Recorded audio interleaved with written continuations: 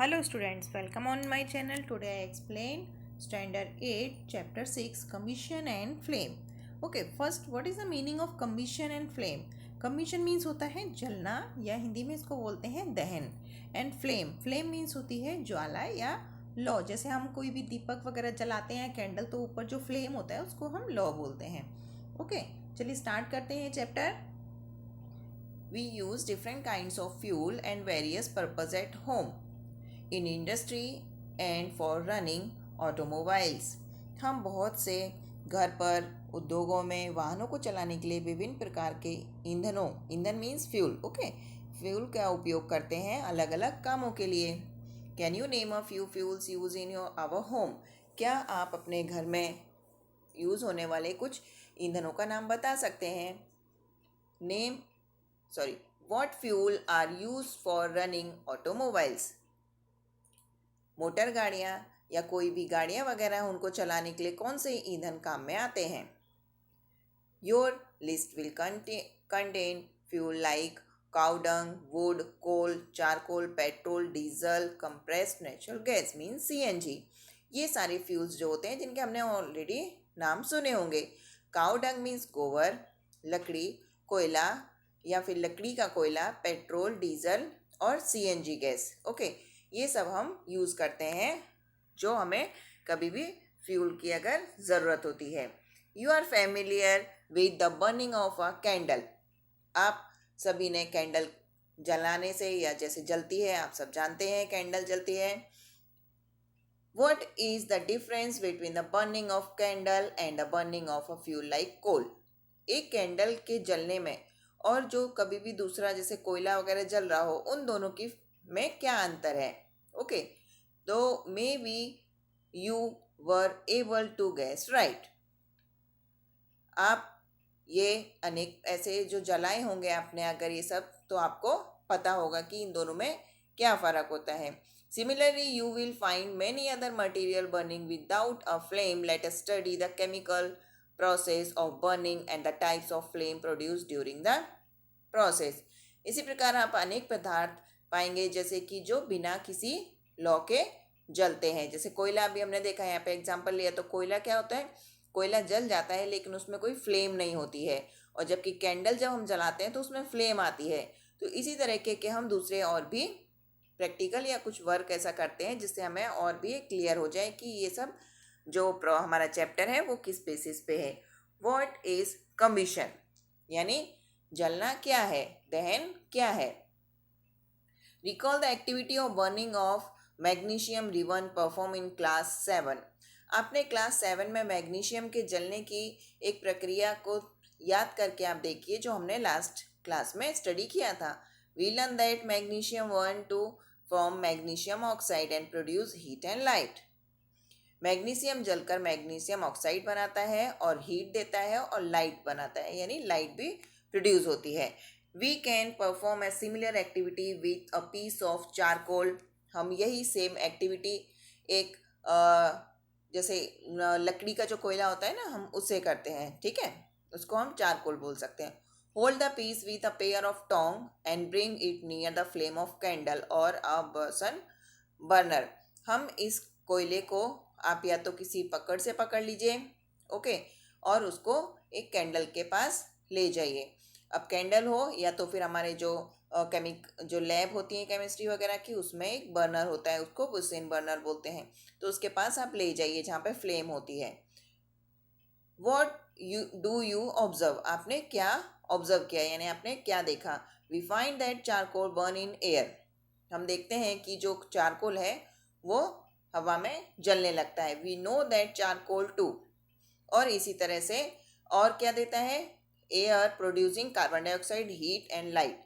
अब ये जो चारकोल है यानी जो कोयला है वो जल रहा है हवा में और क्या प्रोड्यूस कर रहा है, carbon dioxide, heat and light. Okay, यानी वो खुद भी जल रहा है, भले लौ से नहीं जल रहा है लेकिन वो खुद भी जल रहा है इसलिए हीट भी प्रोड्यूस हो रही है. Okay, a chemical purpose in which a substance react with oxygen to of heat is called combustion. एक कोई भी प्रोसेस जिसमें कोई भी सब्सटेंस जब ऑक्सीजन के साथ रिएक्ट करके जलता है तो उसको कम्बिशन कहते हैं। The substance that undergoes combustion is said to be combustible. जो भी सब्सटेंस इस तरह से यानी जो जल रहा है वो एक कम्बिस्टल, उसको कम्बिस्टल बोलेंगे। It is also called a fuel, इसको हम फ्यूल भी बोलेंगे। ओके, अब यहाँ पे हम देखते हैं द फ्यूल में भी सॉलिड, लिक्विड और गैसियस। जो भी ये फ्यूल है ये सॉलिड भी हो सकता है, लिक्विड एंड गैसियस भी हो सकता है, कोई भी स्टेट में हो सकता है possible. Sometime light is also given off during combustion either as a flame or as a glow. कभी कभी जलने के समय जो लौ होती है वो लौ क्या करती है, लाइट भी देती है। ओके, और काफ़ी सारी प्रकाश यानी लाइट हो जाएगी, चमकदार।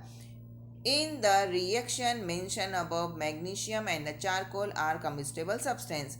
आगे जो हमने पढ़ा उसके अकॉर्डिंग हम बोल सकते हैं कि मैग्नीशियम और चारकोल जो दोनों हैं वो कम्बिस्टेबल सब्सटेंसेस होते हैं। ओके, यहाँ पे कुछ एक्टिविटी दी गई है आपको समझाने के लिए कि किस तरह से आपको ये चैप्टर और समझ में आ जाएगा। ठीक है, right. So in our body food is broken by the reaction with oxygen and heat is produce. We learn that in class 7। ठीक है, तो हमारे शरीर में भी जो हम खाना खाते हैं, ऑक्सीजन की जो रिलीज यानी होता है, हमारी बॉडी में जो ऑक्सीजन अंदर जाती है उससे हीट प्रोड्यूस होती है, जो हमने ऑलरेडी क्लास 7 में पढ़ लिया है। अब activity 6.1, collect some material like straw, matchstick, kerosene oil, paper, iron nail, stone pieces, glasses etcetera. आपको स्ट्रॉ, माचिस की तीलियाँ, मिट्टी का तेल, कागज, लोहे की कीलें, पत्थर के टुकड़े, सीसा और कुछ ऐसे एक्स्ट्रा आपको पदार्थ इकट्ठे कर लेने हैं। Under the supervision of your teacher. Okay, ये आप अपने टीचर्स की देखरेख में करेंगे। Try to burn each of these material one of one. आपको ये सब एक एक करके सब्सटेंस जलाकर देखने हैं। If combustible take place mark the material combustible. अगर जो कम्बिस्टेबल यानी जो जल रहा है उसमें आपको टिक करते जाना है कि ये कम्बिस्टेबल सब्सटेंस है। Otherwise mark it as non combustible. अगर वो नहीं जल रहा है तो आपको नॉन कम्बिस्टेबल पे टिक करना है। जैसे यहाँ पे देखिए आपने पूरा टेबल बनाया गया, उसमें आपको टिक करते जाना है। Can you name some more substance which are combustible. क्या आप कुछ और पदार्थ के नाम बता सकते हैं जो कम्बिस्टेबल होते हैं। You can add those two table 6.1। आप इन एक्स्ट्रा सब्सटेंस को जो आप सोच सकते हैं उनको आप इस टेबल में ऐड कर सकते हैं। Let us investigate condition under which combustible take place. अब उन कंडीशंस को देखते हैं जिसमें कम्बिशन होता है।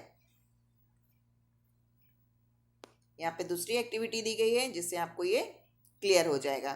ओके,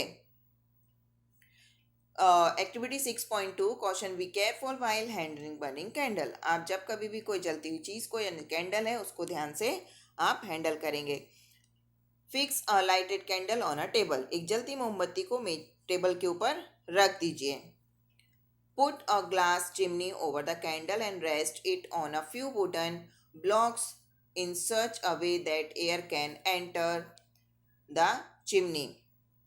अब आपको क्या करना है कि कांच की चिमनी को मोमबत्ती के ऊपर लकड़ी के दो टुकड़ों यानी कोई भी जो कार्डबोर्ड होते हैं उससे आपको क्या करना है, उसके ऊपर रख देने हैं जिससे कि थोड़ा थोड़ा एयर उसके अंदर आता रहे। ठीक है, जैसे फर्स्ट वाले आपको ए डायग्राम में दिखाई दे रहा है। Observe what happened. देखिए आपको समझ में आए तो मैं आपको बता देती हूँ कि किस तरह से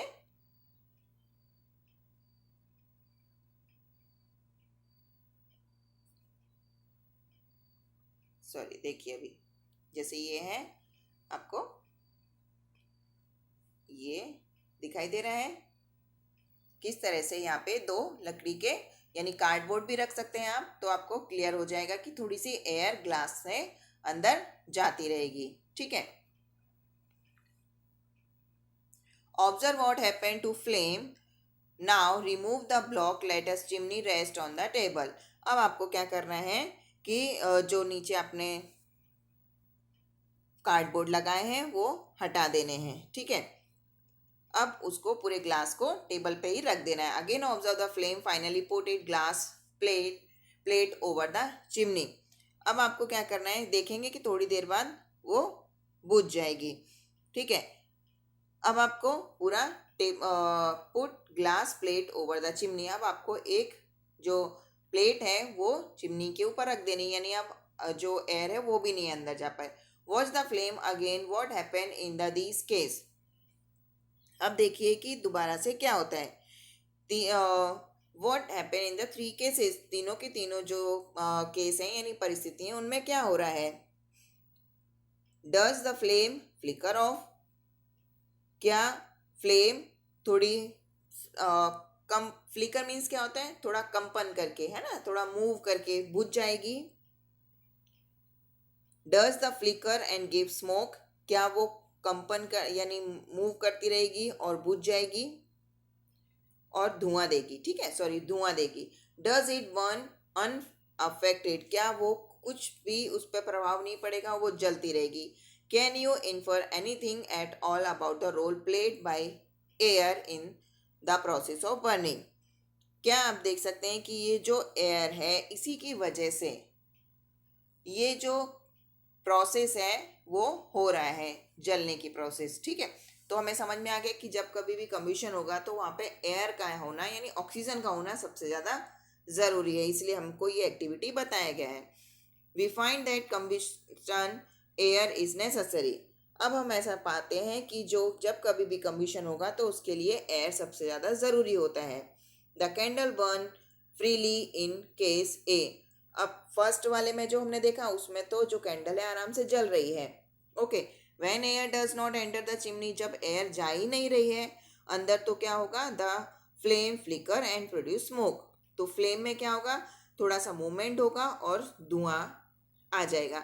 इन case C, the flame finally goes off, और लास्ट वाले में तो वो कैंडल बुझ जाएगी, the air is not available, क्योंकि उसमें एयर बिल्कुल भी नहीं मिल रही है। ओके स्टूडेंट्स, हम नेक्स्ट में आगे का वीडियो समझेंगे। Thank you for watching, bye.